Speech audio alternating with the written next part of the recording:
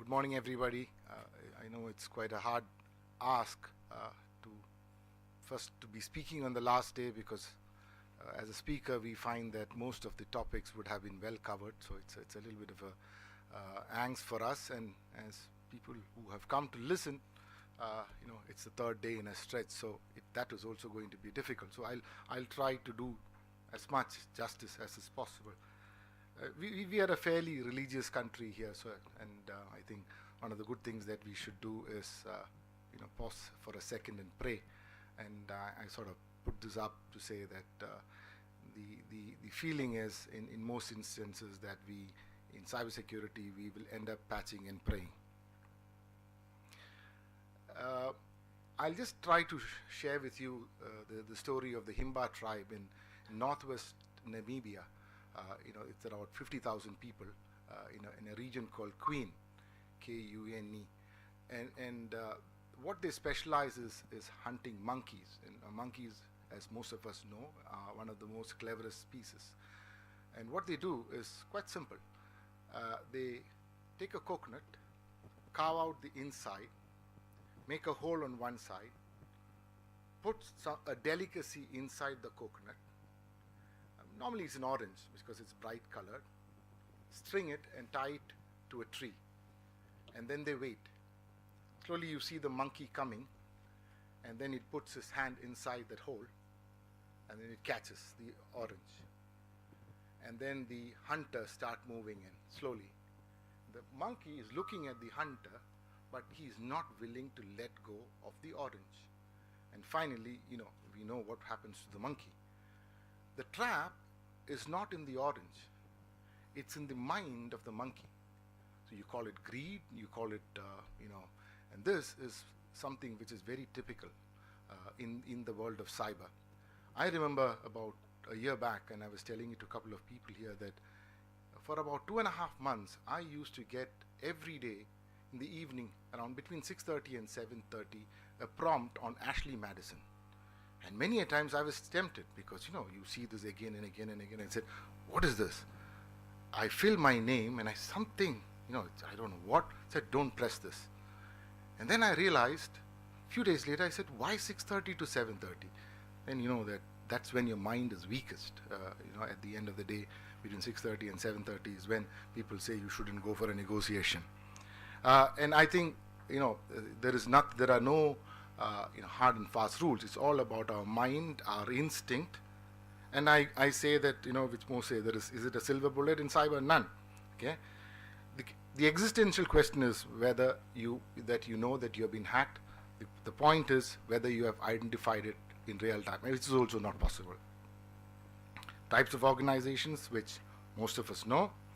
The current narrative is why I talk about the present. Before I go to the future, I just want to give you a little roundup on the present. It's complacency or complexity, which we say either I don't know, so it's not going to affect me, or I don't care. Now, I just want you to consider this.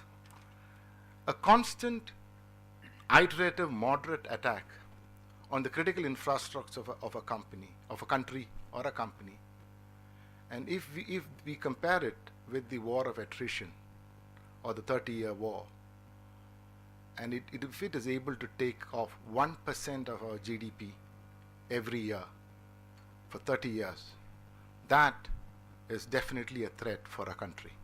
It can just take off our whole economy.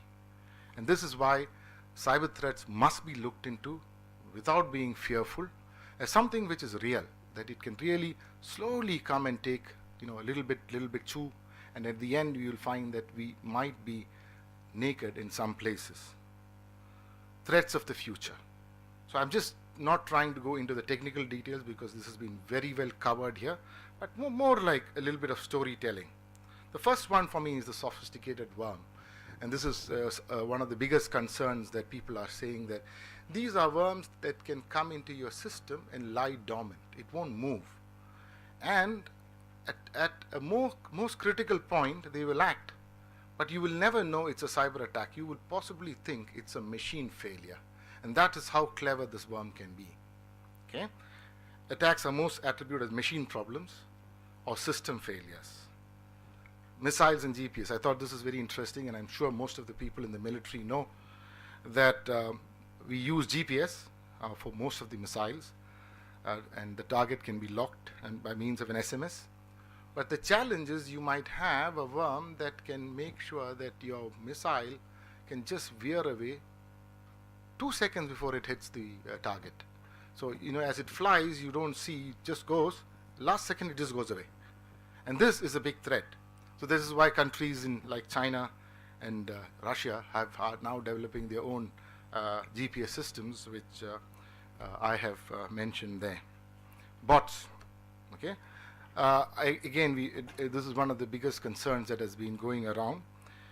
Look at this, 8% of Twitter accounts are automated, 23 million active users, which means a huge threat for manipulation of information. What did spooking do? There was a news through social media that said there was an explosion in White House and the president was injured. In less than 6 minutes, Dow lost 140 points and the S&P 500 lost $136.5 million in a single day. This is what cyber can do. Encryption. So what is encryption? Is basically maths, and I'm sure lots of you know about maths. But with the speed of quantum computing, any encryption can be broken. And one of the examples that we cite is the brute force attack. IoTs. Today there was a note from a senior intelligence professional in the US saying that they will use sensors in IoTs to do surveillance. So the biggest threat of IoTs are going to be the sensors, and these sensors are ubiquitous. It is going to be there everywhere, and nobody is prepared to know what is the level of security that you put in it. What about supply chain security? This for us is a huge one, and the key question is what happens if an Infosys, Wipro or TCS is attacked and this becomes public?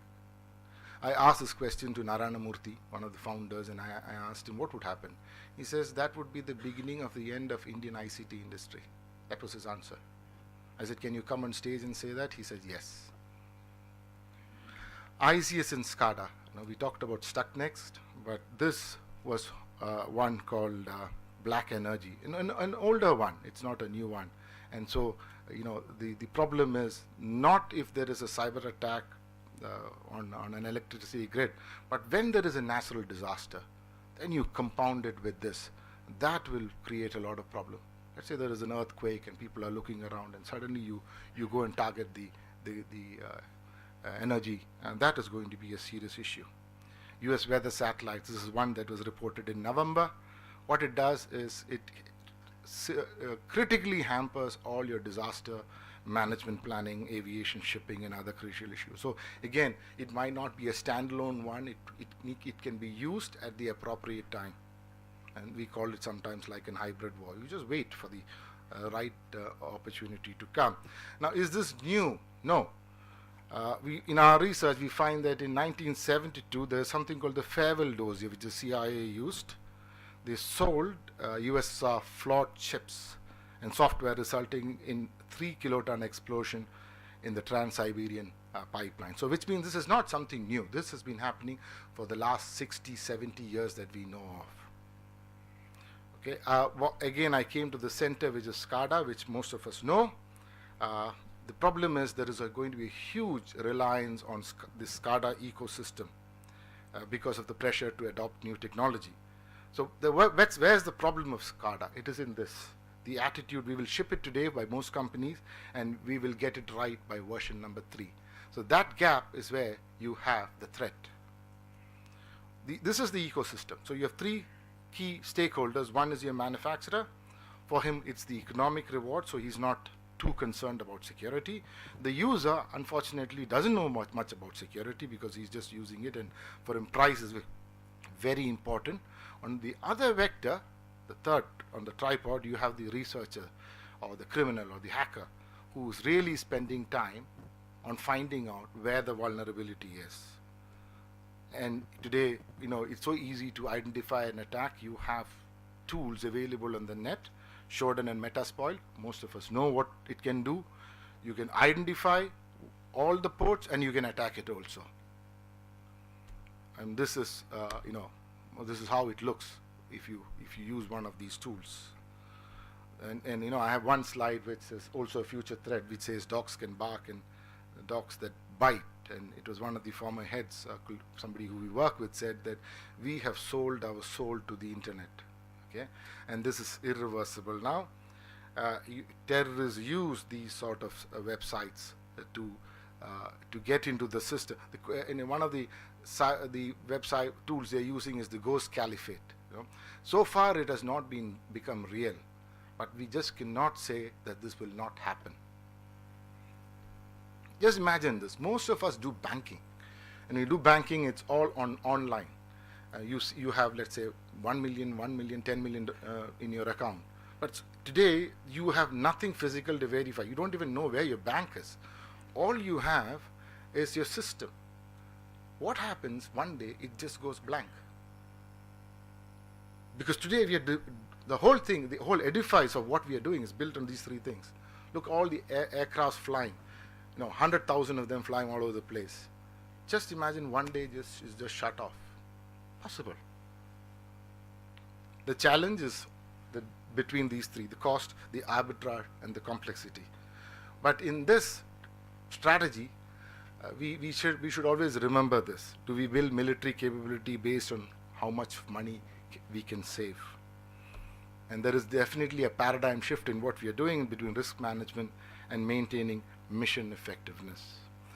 We believe that cyber is not a technology problem. From most of our research, we find that the maximum surface area of networks in a cyber thinking process is not more than 16 to 18%, which means more than 80% lie outside the network, which is your human intelligence, your counterintelligence, your technical intelligence, your web intelligence, you name it. We have just put it there, okay? And which means that typically IT managers cannot sort this problem. You really need people from the military, from a military background, to understand security, because IT managers have no comprehension of what security is. A sort of a research that we said, there is a technology that people are trying to develop called talent, which basically is a shifting. It basically changes randomly between, and it sort of creates a moving target. One of the things that we look at is actionable threat intelligence and strategic organizational approach. This is what I wanted to flag. Look at all these cables. All you need, and if you look at these cables, each cable is hardly so thick. All you need is a frogman just to jump where the cables come up and just intercept it. You really don't even need to go through the net. You just have to use a fishing trawler to get into these cables. This is how the cables look. And no protection. We have gone physically and verified in at least 8 ports. No protection. Look at the government, and this is the last, and I will conclude. So, as cyber threats evolve, what would happen is citizens would say that, this is something we don't know, so we need governments to come in and help more and more.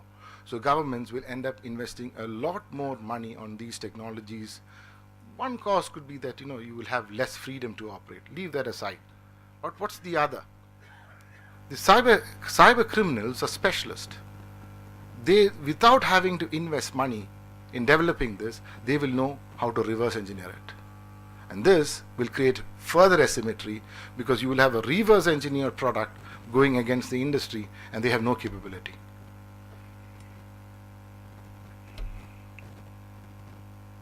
Thank you very much.